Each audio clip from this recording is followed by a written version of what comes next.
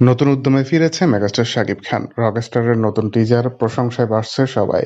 নতুন করে শাকিব খান দর্শকদের সামনে ধরা দিয়েছে। এই টিজারটিও শেয়ার এবং লাইকে ভরপুর হয়ে উঠেছে।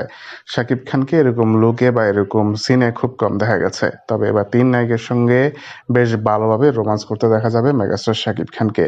অন্যদিকে প্রকাশ হওয়ার কিছুক্ষণের মধ্যে টিজারটি আগের টিজারের সব রেকর্ড ভেঙে দিচ্ছে।